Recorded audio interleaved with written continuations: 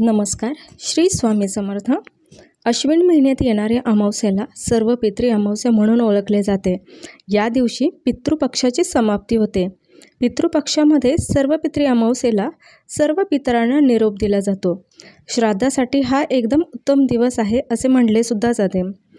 जे लोक संपूर्ण पितृपक्षात आपल्या पूर्वजांना तर्पण किंवा पिंडदान देऊ शकले नाहीत, ते सर्व पितृ अमावस्येच्या दिवशी आपल्या पितरांचे श्राद्ध करू शकतात. या दिवशी पिंडदान करण्याचे सर्वात जास्त महत्त्व आहे.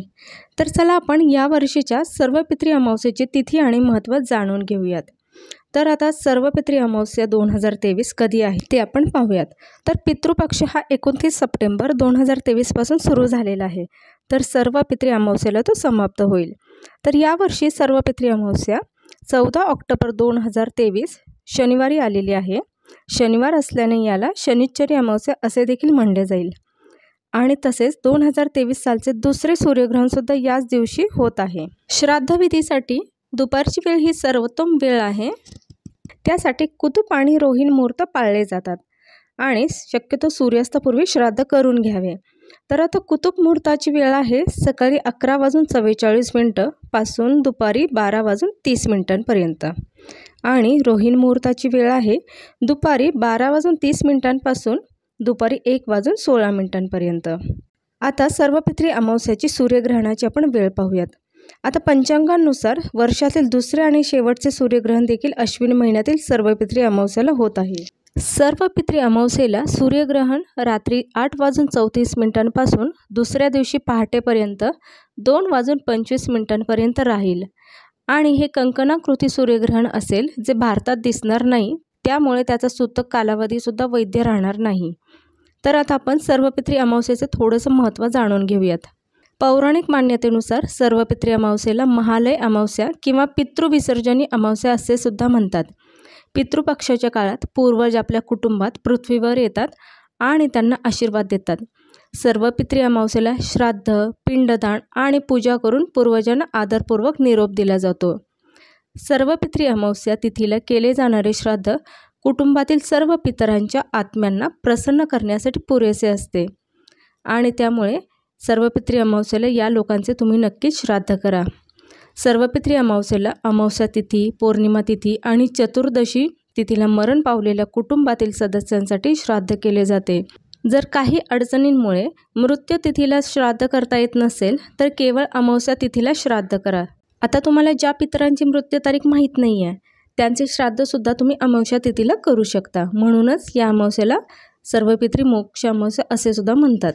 आता अमावस्येच्या दिवशी सकाळी लवकर उठून आंघोळ करून शुभ्र वस्त्रे परिधान करावीत आणि त्यानंतर पितरांचे स्मरण करावे आणि सूर्याला अर्घ्य अर्पण करावं, म्हणजेच जल अर्पण करावं आणि त्यांचे श्राद्ध करावं. तसेच काही अन्न पाणी ग्रहण करण्यापूर्वी पितरांसाठी पिंपळाच्या झाडाखाली मोहरीच्या तेलाचा दिवा अवश्य लावावा आणि तेथे पाण्याने भरलेले भांडे ठेवावे. तसेच या दिवशी संध्याकाळी पितरांसाठी तेलाचा 4-मुखी दिवा दक्षिण दिशेला ठेवावा. म्हणजे देवलोक सोडताना हा दिवा पितरांचा मार्ग उजळून टाकतो अशी श्रद्धा आहे. या दिवशी सकाळी सर्वप्रथम पितृतर्पण करावे आणि त्यानंतर गाईला हिरवा चारा किंवा गवत खाऊ घाला आणि गाईला चारा दिल्याने पितरांना सुद्धा समाधान मिळते. तसेच या दिवशी कोणत्याही वृद्धांना किंवा महिलांना आणि लहान मुलांना अपशब्द अजिबात बोलू नका. या दिवशी श्राद्ध हे योग्य विद्वान ब्राह्मणाकडूनच करावे. श्राद्ध कर्मांमध्ये ब्राह्मणांना पूर्ण भक्तिभावाने दान दिले जाते. परंतु जर तुम्ही कोणत्याही गरीब गरजू व्यक्तीला मदत केली, खाऊ घातलं, तरी तुम्हाला त्याचे खूप पुण्य प्राप्त होते. याचसोबत तुम्ही गाय, श्वान, कावळा इत्यादी पशु आणि पक्ष्यांसाठी अन्नाचा काही भाग ठेवावा. याने सुद्धा तुम्हाला खूप सारे पुण्य मिळते. आणि पितृ अमावस्येच्या दिवशी दारात येणाऱ्या कोणत्याही व्यक्तीला किंवा भिकाऱ्याला तुम्ही रिकाम्या हाताने अजिबात जाऊ देऊ नका. काहीतरी तुम्ही दान नक्कीच द्या.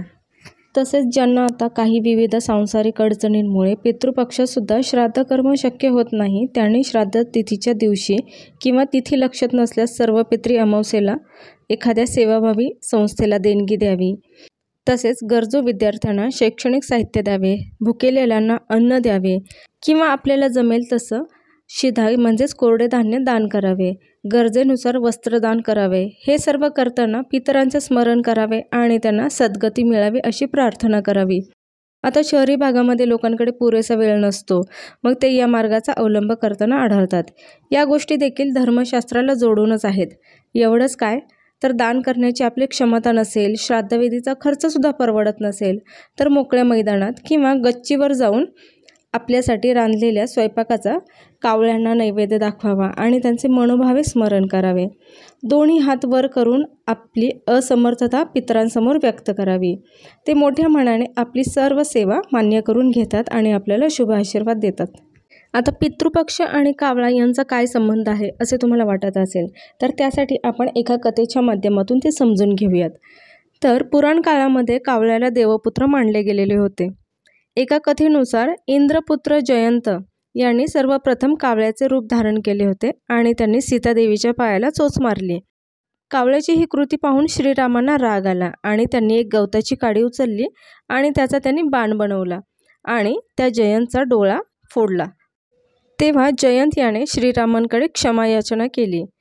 मर्यादा पुरुषोत्तमाने जयंतला क्षमा करून वरदान दिले की कावळारूपी तुला अर्पण केलेले भोजन हे पूर्वजांना लाभेल. त्यामुळे पूर्वजांना जर भोजन द्यायचे असेल तर सर्वात आधी त्यांनी तुला भोजन दिले पाहिजे. त्यामुळे आपण कावळ्याच्या माध्यमातून आपल्या पूर्वजांना भोजन अर्पण करू शकतो. आता श्राद्ध हे केवळ पूर्वजांच्या मुक्तीसाठीच नव्हे तर त्यांच्याबद्दल आदर दाखवण्यासाठी सुद्धा केले जाते. तर पंचाग्रासाला पंधरवड्यात विशेष महत्त्व आहे. याला पंचबली असे पण म्हणतात. या दिवसात ब्राह्मण भोजनाव्यतिरिक्त गाय, कुत्रा, कावळा, मुंग्या इत्यादींना अन्नदान देण्याची परंपरा आहे. पूर्वजांचे आत्मा पंचबलीच्या अन्नाने समाधानी होते आणि सर्व दोषांपासून मुक्त होतात असे म्हणतात. आणि जर तुम्ही पंचबलीला भोग अर्पण केले नाही तर पूर्वजांना त्याचा राग येतो. पितृपक्षात पंचबलीचे महत्त्व काय आहे आणि ते कसे लागू केले जाते त्याबद्दल आपण थोडी माहिती घेऊयात. आता शास्त्रानुसार पितृपक्षात पंचबलीच्या माध्यमातून श्राद्धासाठी तयार केलेल्या 5 विशेष प्रकारच्या सजीवांना खाऊ घालण्याचा नियम आहे. या सजीवांना भोग अर्पण केल्याने पूर्वजांचा आत्मा तृप्त होतो आणि त्या नियमांचे पालन केलेले पाहून पूर्वजांना सुद्धा आनंद होतो. आता पंचबलीमध्ये सर्वात पहिला घास हा गायीसाठी असतो. पूर्वजांच्या श्राद्धाच्या तारखेला सर्वप्रथम गायीसाठी गवत दिले जाते आणि त्यानंतर केळीच्या पानावरती श्राद्धाचे अन्न वाढून गायीचे ध्यान करावे. गायीला अन्न देताना लक्षात ठेवा की गायीच्या दिशेने ते फेकू नका तर स्वतःच्या हाताने भरवा. आता श्राद्धातील दुसरा घास हा कुत्र्याला दिला जातो, म्हणजेच आपण त्याला श्वानसुद्धा म्हणतो, कारण श्वानाला दिलेला घाससुद्धा आपल्या पितरांपर्यंत पोहोचतो असे म्हणले जाते. आता तिसरा घास हा काक अर्थात कावळ्यासाठी बाहेर काढला जातो. कावळ्याला यमराजाचे प्रतीक मानले जाते आणि त्याला देवाचा पुत्र असे सुद्धा म्हणले जाते. तर कावळ्यासाठी तुम्ही घास ठेवताना त्याला बोलून तुम्ही जमिनीवर ठेवा जेणेकरून ते खाऊ शकतील. आणि आता त्यानंतर श्राद्धातील चौथा घास हा देवतांसाठी काढला जातो. तुम्ही ते पाण्यात टाकू शकता किंवा गाईला खायला देऊ शकता किंवा एखाद्या लहान मुलींना सुद्धा खायला देऊ शकता. आणि आता श्राद्धाचा 5वा घास हा मुंग्यांसाठी बाहेर काढला जातो. या मुंग्या सामूहिकतेचे प्रतीक मानल्या जातात आणि हे वाढल्यानंतर ब्राह्मणांना तुम्ही खाऊ घालू शकता. अशा प्रकारे पितृपक्षामध्ये सर्व गोष्टी नित्यनियमाने पाळाव्यात आणि त्याप्रमाणे सर्व पितृ अमावस्येला ज्या ज्या गोष्टी तुम्हाला करायला सांगितल्या आहेत त्या आवर्जून कराव्यात. आणि आपल्याकडून काही चूक झाली असेल तर पितरांना त्याची क्षमा मागावी आणि पितरांना मोक्ष मिळावा, त्यांना सद्गती मिळावी म्हणून देवाचरणी प्रार्थना करावी. तर तुम्हाला आजची सर्व पितृ अमावस्येबद्दलची माहिती कशी वाटली हे मला कमेंट करून नक्की कळवा. आणि व्हिडिओ जर आवडला असेल तर व्हिडिओला एक लाईक करायला अजिबात विसरू नका. चला भेटूया आपण पुढच्या नवीन व्हिडिओमध्ये.